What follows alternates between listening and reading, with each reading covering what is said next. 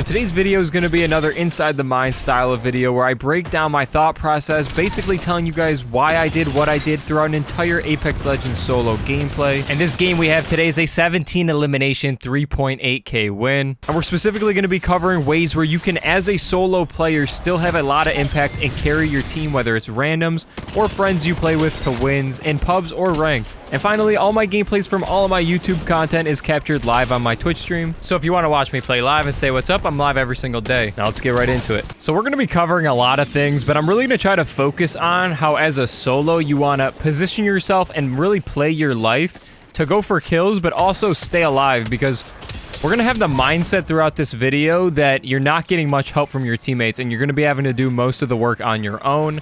Now, off drop, we just go ahead and land on a heavy arsenal. I always like to land on an arsenal, try to get a decent gun off drop, and we get a little free kill using it for cover with the 30-30. We go ahead and drop down, trying to clean up this elimination that my teammate already got weak. Not the cleanest shots out of me right there, but we're able to go ahead, get the elimination, and start to get a revive on our teammate here. Now, this POI specifically is actually pretty solid for being a solo player. This building, there's a lot of doors that you can play on and a lot of elevation changes you can make. We go ahead there. Enemy just kind of walks right into us. Didn't have to really do much. He probably just didn't hear me, got no audio. And we just clean up a free kill. But when we see that grenade come in, now we know there's a whole new team of 3. We hear altar, and I'm going to play around this doorway right here. This is a nice right-hand peek that I can use that PK on. And also, if I need to, I know that I can slide down that staircase and play this little spot for cover. Now, this spot is great because if they try to come up from down low, they probably won't see me and I can peek. And if I need to get out, I have a doorway up top that I can play, or a doorway down low. So this spot is really, really good in this building. A little bit of an awkward fight there with that lifeline. But again, playing around the door is really, really crucial. When you're a solo player, doors are going to be your best friend. Doors are your best friend all the time, because the ability to peek quickly, deal damage, and then close the door quickly and dictate it all on your own terms is really, really strong. Now, I also see some shots coming from the left. That's why I'm not just rushing out there. I don't have a full read on this situation, and you're always going to want to have a decent read on the situation before you get involved. Now, right there, I try to make a little bit of an aggressive play, using a little bit of movement so that it's hard for me to take damage back in return, and not able to do anything too crazy. But right here, we hear them rezzing, and we get a nice little angle here through the window, and we're able to clean that up. Now, a lot of times I see people say you need crazy aim and movement to pull off solo carrying and all that type of stuff, but I honestly believe that with just really good fundamentals, you can absolutely pull off 1v3 solo carry. It's really more about, I think, having the mindset of not taking damage while dealing damage. And that's something that really doesn't get talked about enough, that I want you guys to focus on in this video.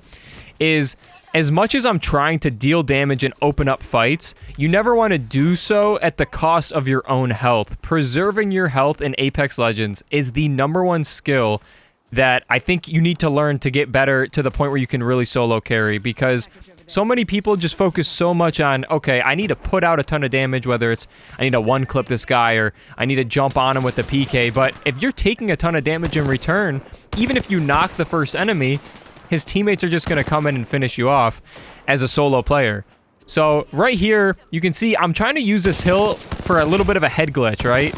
And I'm trying to peek, unpeek, peek, unpeek. I'm doing this so that it doesn't really give them an opportunity to deal damage.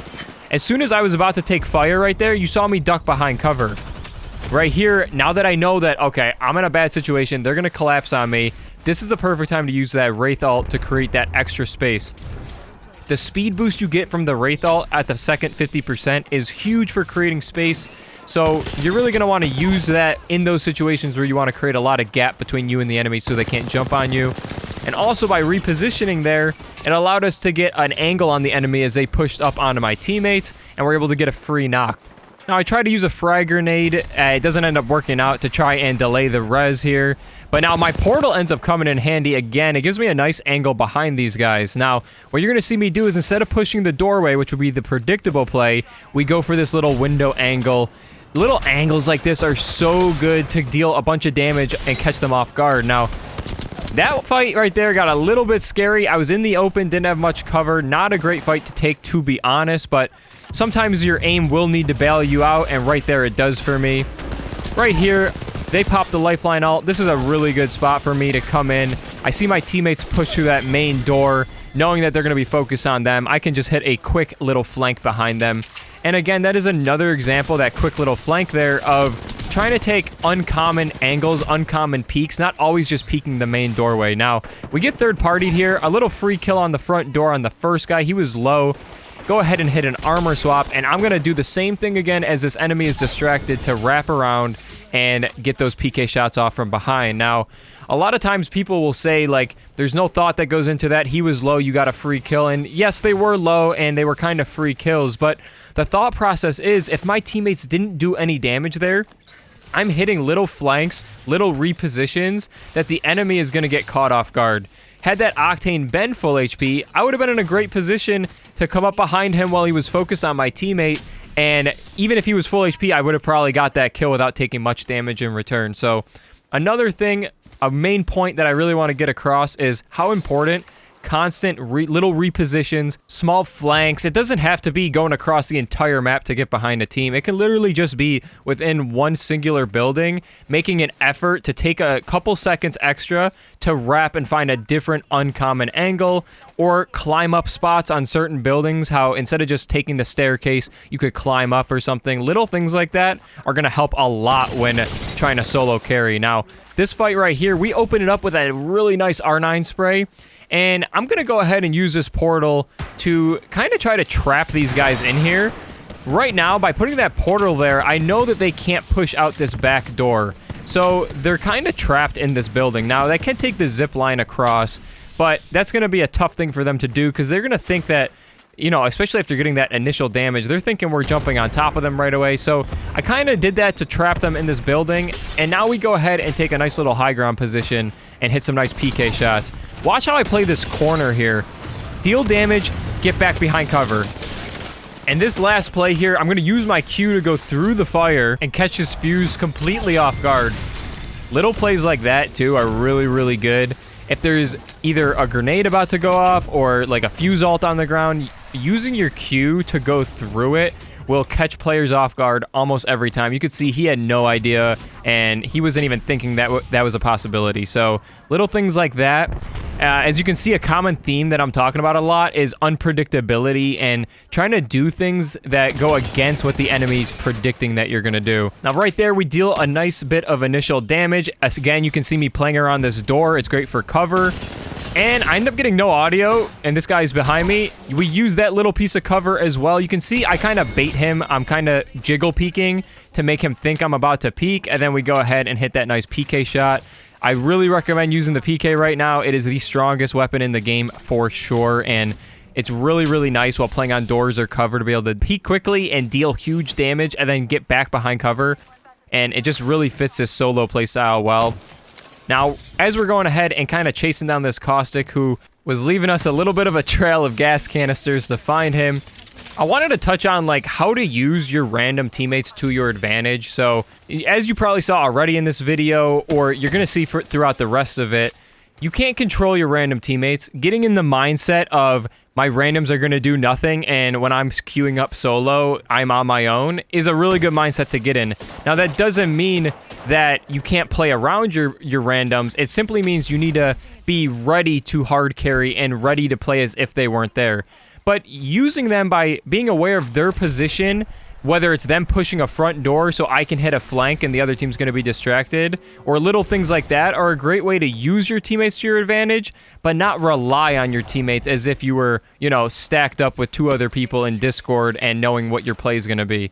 So try to keep that in mind. Try not to get upset and get down when your teammates aren't giving much help, because it's just going to happen a lot in a game like Apex, you know what I mean? A lot of times you're going to get teammates that don't do much. That's just how it goes. So if you can retrain your brain and try most of the time to not get upset and remember, look, I'm solo queuing, I'm going in with the mindset, I'm not going to get help, I'm going to be aware of their position, aware of what they're doing, and use it to my advantage, I think you guys are going to see a lot more success playing solo. Now, we're going to be skipping a little bit ahead here, because as you can see, only 3 players went down from like the closing of Zone 2 until the start of Zone 4, so it was really hard at this point to find players. They were kind of getting a little bit ratty in this particular game, which can happen sometimes, and We end up rolling up on a team finally that rotated out of zone. We hit a nice little beam here. Not overcommitting right away, though. Playing that corner, so if I did take damage back, I could retreat and take cover. Now, right here, I get a little bit bamboozled. I'm going to keep it a buck.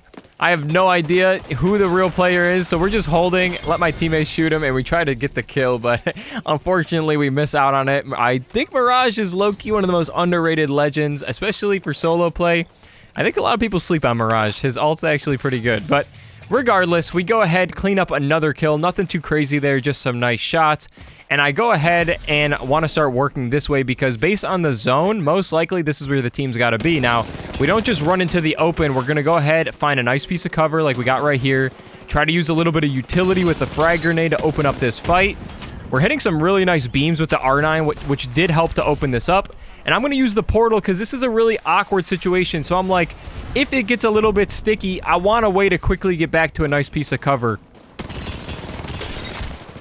Now we go ahead, find another piece of cover. We're dealing big damage right now with the R9 and the PK, but we're not able to find a knock. Now, we do finally get that first knock here. We get shot from up top, and so we're going to want to fall back and get some heals off.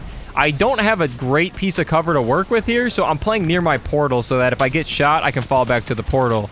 I'm also aware right now that the zone is coming in, so this team up top is going to have to rotate down on top of me. But unfortunately, we're going ahead and we're getting pinched here, which was kind of bound to happen in this bad position. Now, I want to go ahead and use that portal I set up before it disappears, and this catches this player super off guard, and we get a nice free elimination on him, the guy who was holding us. So that portal was a great example of thinking a couple steps ahead and not just running in. It's really easy to autopilot and just kind of run in and run at gunshots in Apex. Try to think a couple steps ahead. If you can, in your head, plan out at least 1 or 2 steps ahead, like I'm going into this fight, if I get shot at, what's my next move? Or if I need to fall back, what's my move to do that?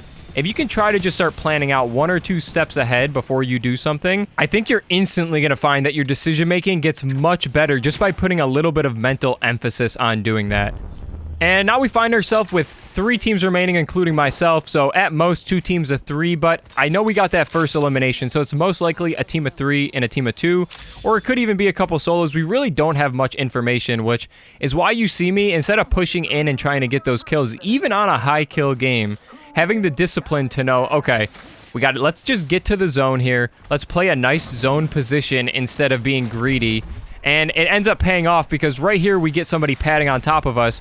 And because we got in a better position early, we're able to quickly get to a nice little head glitch, deal some damage, and kind of push this team back a little bit and make their push into me a lot tougher than had I just been sitting out there in the open. Now, this endgame right here is a little bit tricky because with 2 teams remaining, as a solo, in the back of my head, I know I kind of have to wait for them to start fighting.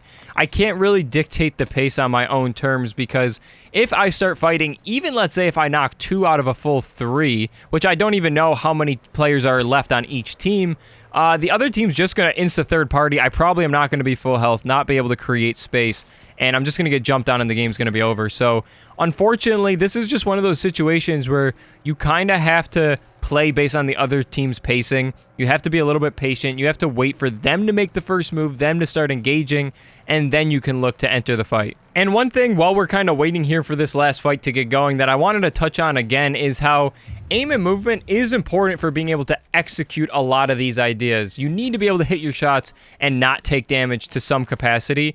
But I think you guys will find that no matter what your current skill level is, if you try to think a little bit deeper and make a conscious effort while you're playing to do some of these things that I've talked about in this video, I think you're going to see literally instant improvements in your gameplay. And then over time, as your aim and your movement do improve, just by putting in the hours, it's just going to get better and better. And as you can execute things at a higher and higher level, it'll become easier and easier to do as it just gets built into almost your muscle memory and like your subconscious that you just do these things. Now, jumping back into this end game here, now I'm starting to think based on how these guys are playing, we might have a couple solo rats here instead of a couple full teams of 3. So I'm starting to go ahead and clear out some of these corners and try to figure out where are these last guys. And we're able to find that first rat right there.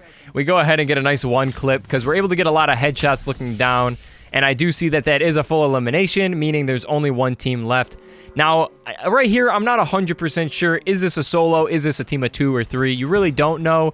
But based on the way they're playing and the lack of action that I'm hearing, I'm starting to think it's probably 1 or 2 at max. Now, I go ahead, get a little initial damage, and look to close that space between us. But he goes ahead and hits a fuse ult. Now, I could have maybe been a bit more aggressive, use my Wraith Q to go through the fuse ult and push him, catching him a little off guard. But at the same time, we're on a really good gameplay here. I want to make sure I really secure that win. So we're going to play this nice and patient. You can see me holding the space right here.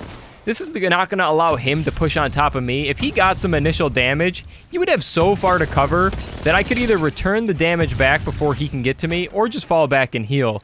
Now, I go ahead and hit a nice 100 spray. That's my opening. I'm going to just run through this because I know he's low. And all we need to do is land one PK shot, and we're able to do just that. A little bit of an anticlimactic endgame, I know, but hopefully this video in its entirety really was able to touch on a lot of the key fundamentals that if you start thinking about and putting into your gameplay as a solo player, whether you get randoms or you play with friends, and whether they're good or bad, it won't even matter, because just by doing these things, I'm telling you guys, I think you're going to see way more improvements in your gameplay, and you're going to find yourself staying alive a lot longer, taking a lot less damage, and then at the end, winning a lot more fights, and hopefully more games. Now, please let me know in the comments if you guys enjoy this style of video. Thank you for the love and support on the past couple Inside the Mine style of videos. It has been absolutely incredible, and I just want to say how much I really appreciate that. Like I said earlier, I do stream live on Twitch every single day, so I hope to see some of you guys there. And as always, have an amazing rest of your day, and I'll see you in the next one. Peace.